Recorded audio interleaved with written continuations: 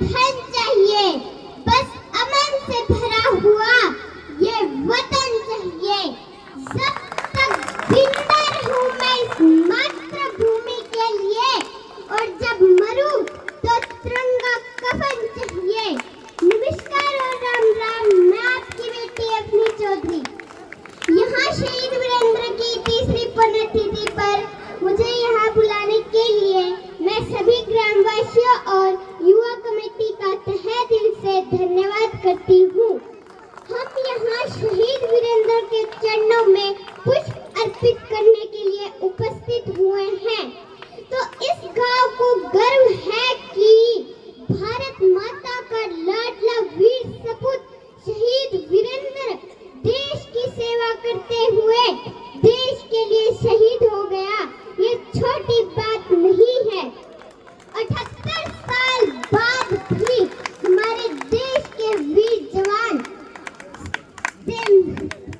हमारे और हमारी मातृभूमि के लिए 24 घंटे सीमाओं पर तैनात रहते हैं। दुश्मन की गोली कहां से आकर कहां लग जाए और जीवन लीला खत्म हो जाए, जीवन लीला खत्म हो जाए। आदरणीय वीरेंद्र जी एक धर्म जाति से नहीं बल्कि पूरे देश के सम्मानित व्यक्ति है। हमें उन पर गर्व है। बुझा है जिस आंगन का चिराग, उस घर की दीवारें भी रोई होगी। खोया है जिन माँओं ने अपना लाल, न जाने वो माए कैसे सोई होगी। जब तुम शहीद हुए थे तो न जाने तुम्हारी माँ कैसे सोई होगी। एक बात तो तय है कि तुम्हें लगने वाली गोली भी 100 बार रोई होगी, 100 बार रोई होगी।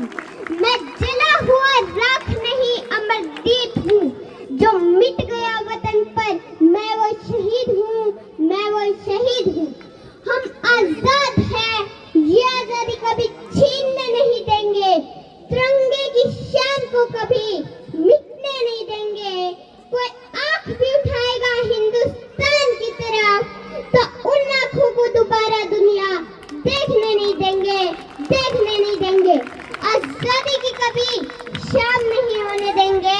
शहीदों की कुर्बानी बदनाम नहीं होने देंगे। बची है जो एक बूंद भी लहू की, तब तक भारत माता का आंचल नीलाम नहीं होने देंगे, नीलाम नहीं होने देंगे। एक जवान अपनी पत्नी से शादी में 7 जन्मों का वादा करके आता है। 7 दिन ही नहीं हुए, प्यार भी भरपूर गया, मांग का सिंदूर गया, हाथों की चूड़ी आ गई, नन्हे नन्हे बच्चों का बाप गया, एक माँ का बेटा गया। साहब आपके लिए तो बस एक आदमी मरा है, मेरे घर की तो रोटियां ही चली गई। मुहद्दे, मुहद्दे, आजकल तिरंगा भी बोलने लगा है। क्या बात है भारत, आजकल मैं लहराने से ज्यादा दफनाने में काम आ रहा हूँ, दफनाने में काम आ रहा हूँ। मुहद्दे, हत्या तो उस दिन फट गया जब एक बूढ़ी माँ अपने बेटे के चिथड़ों को देखकर बोली, साहब आप धरती में तो 1 इंच भी नहीं कम लेते। मैं इसकी माँ हूँ, मैं इसका आधा शरीर कैसे ले लूँ, मैं इसका आधा शरीर कैसे ले लूँ। हम आजाद हैं, आजादी को भुला नहीं सकते। सर कटा सकते हैं लेकिन सर झुका नहीं सकते। वो मेरा कत्ल कर सकते हैं लेकिन मेरे विचारों का नहीं। वो मेरे शरीर को कुचल सकते हैं लेकिन मेरे जज्बे को नहीं, मेरे जज्बे को नहीं। कोमल है तू, कमजोर नहीं तू, शक्ति का नाम ही नारी है। उस माँ को मेरा सलाम है जिसने ऐसा वीर सपूत पैदा किया, उस माँ को मेरा सलाम है। कितना कठोर है वो जो अपनी माँ की नम संभलता, बीवी बच्चों को मायूस देखकर भी वो अपना रास्ता नहीं बदलता। मरते मरते भी मुख से हिंदुस्तान निकलता है, मर के भी वो अमर हो जाता है। भारत माँ की गोद में सो जाता है, भारत माँ की गोद में सो जाता है। न जाने कितने घरों में मातम छाया था, किसी बाप ने अपने जवान बेटे की चिता अपने हाथों से जलाई थी। ये सोशल मीडिया पर टाइम बर्बाद करने वाले क्या जाने कि किस कीमत पर ये स्वतंत्रता आई थी। क्या लगता है तुम्हें ये वतन यूं ही आजाद हो गया? शुक्र बनाओ उन वीरों का जिनकी वजह से आज हम स्वतंत्र हैं, आजाद हैं, घरों में चैन की नींद से सोते हैं। हम उन वीरों की वजह से सोते हैं जो सदा के लिए सो गए, जो सदा के लिए सो गए। ये आजादी हमें यूं ही विरासत में नहीं मिली, न जाने कितने वीरों ने अपने लहू का कतरा कतरा जमीन पर गिराया था। मोहब्बत बिकी तो मिट्टी से, कैसा तेरा ये किरदार था। ए वतन के खातिर मरने वाले तेरा भी परिवार था। तूने कैसी है ये वतन से प्रीत लगाई, तू भूल गया है किसी माँ का है बेटा, किसी बहन का है भाई। किसी ने अभी अभी तो तेरे नाम की मेहंदी अपने हाथों में थी रचाई। जिसका बेटा बॉर्डर पर हो वो माँ कहाँ चैन से सो पाती है। ये तो देशभक्ति का निशा है साहब, वरना जिंदगी से प्यारी मौत किसे होती है, जिंदगी से प्यारी मौत किसे होती है। धन्य है वो माता जिसने ऐसा दूध पिलाया। जिस उम्र में तुम करते हो नशे पते, उस उम्र में वतन पे दिल लगाया था, वतन पे दिल लगाया था। और किसी दुश्मन की माँ ने ऐसा दूध नहीं पिलाया जो मिटा सकेगा हिंदुस्तान को, जो मिटा सकेगा हिंदुस्तान को। दुश्मन कांप उठते हैं जहाँ हिंदुस्तानी उतरते हैं, वह फूंक मार मार के अपने कदम रखते हैं, क्योंकि उनको पता है कि हिंदुस्तानी जवान मौत से नहीं डरते, मौत से नहीं डरते।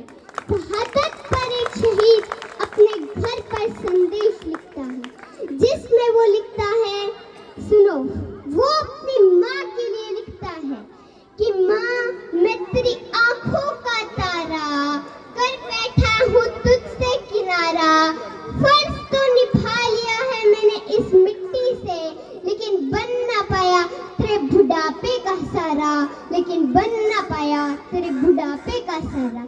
फिर वो अपने पिता के लिए लिखता है कि कंधे पे बिठा के तूने ये दुनिया है दिखाई, अब तेरे लिए कुछ करने की बारी मेरी भी है आई। तू छाती चौड़ी करके चलना बापू, तेरे बेटे ने पीठ पे नहीं सीने पे है गोली खाई, सीने पे है गोली खाई। फिर वो अपनी बहन के लिए लिखता है कि बहना मैं तेरी डोली उठा ना पाया, तेरे हाथों में चांद तारे सजा ना पाया। इस मिट्टी का मेरे ऊपर इतना कर्ज था कि राखी का फर्ज मैं निभा ना पाया, मैं निभा ना पाया। फिर वो अपनी पत्नी के लिए लिखता है कि कुछ पल के लिए तू अपने आंसू छुपा लेना, अपने सारे गीले सिखवे मिटा लेना। मैं तिरंगे में लिपट कर घर आऊं तो मुझे एक बार सीने से लगा लेना, सीने से लगा लेना। मैं आपका थोड़ा समय और लेते हुए भगत सिंह पर भी कुछ विचार प्रस्तुत करना चाहती हूँ। भगत सिंह नाम तो सभी ने सुना ही होगा, भगत सिंह नाम तो सभी ने सुना ही होगा।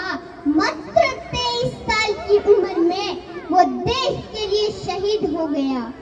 उसे अंग्रेजों के सामने झुकना मंजूर नहीं था।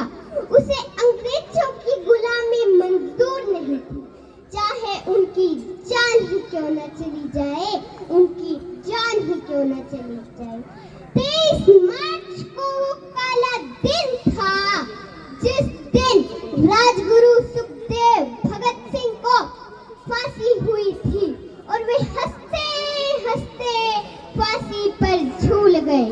भगत सिंह में क्रांतिकारी विचार और देशभक्ति की भावनाएं शुरू से ही थी। एक दिन भगत सिंह के पिता खेत में काम कर रहे थे, तभी वहां भगत सिंह आता है और अपने पिता से पूछता है, क्या कर रहे हो पिताजी?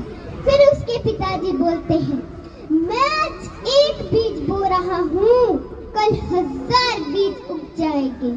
फिर अगले ही दिन भगत सिंह खेत में बंदूक बोने लगता है और तभी वहाँ भगत सिंह के पिताजी आकर भगत सिंह से पूछते हैं कि क्या कर रहा है भगत सिंह? फिर भगत सिंह बोलता है, मैं आज एक बंदूक बो रहा हूँ, कल 1000 बंदूक उग जाएगी। फिर उन्हीं बंदूकों से मैं अंग्रेजों का खात्मा करूंगा। धन्य है वो माता जिसने ऐसा दूध पिलाया। जिस उम्र में तुम करते हो नशे पते, उस उम्र में वतन पे दिल लगाया था, वतन पे दिल लगाया था। मौत का नाम सुनकर तुम्हारे रोंगटे खड़े हो जाते हैं। मौत को सामने देख वो मुस्कुराया था, वो मुस्कुराया था। नशा करो तो जीवन में खेलों का करो, नशा करो तो देशभक्ति का करो, जैसे भगत सिंह जैसे वीरों ने किया था।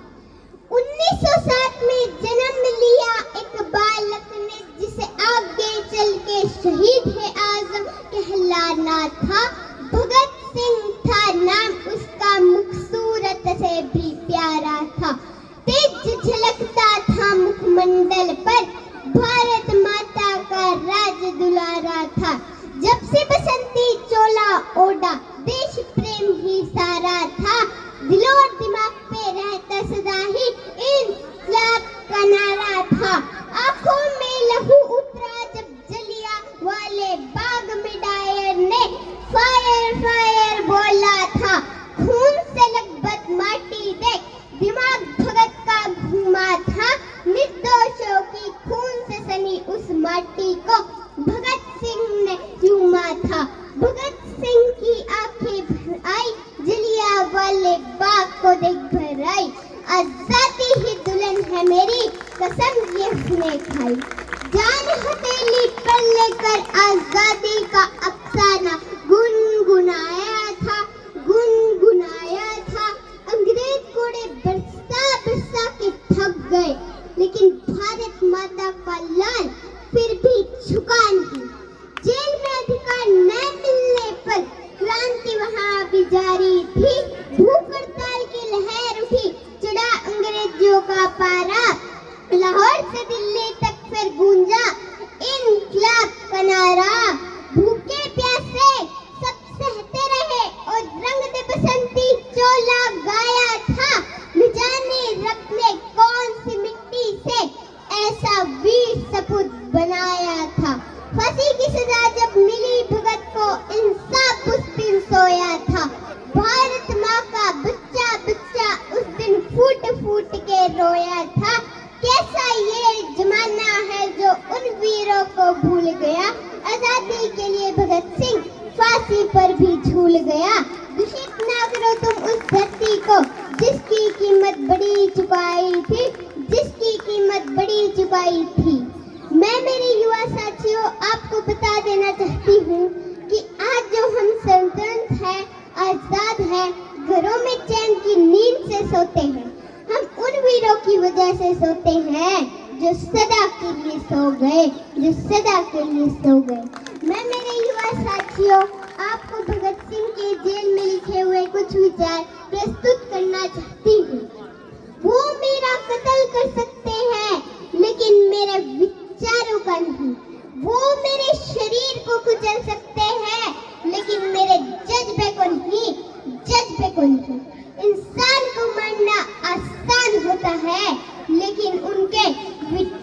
को नहीं, उनके विचार हमेशा जिंदा ही रहते हैं। मेरे जीवन का केवल एक ही लक्ष्य है, वो है देश की आजादी। उसके अलावा कोई भी लक्ष्य मुझे लुभा नहीं सकता। धन्यवाद। बेटा, आपने तो इस आज के जो कार्यक्रम है इसकी आपने बहुत बढ़िया आज प्रस्तुति दी। इसके ऊपर अपनी बातें, मन के विचार रखे। एक बार जोरदार तालियां। बहन जी, आप इसकी माता जी यहाँ साथ में आई हैं, मैं चाहूंगा कि आप माता जी का आकर के इनका, और मैंने ड्यूटी लगाई थी, आप आकर के इनकी माता जी का माला पहना करके स्वागत करें। देखो ये जननी है।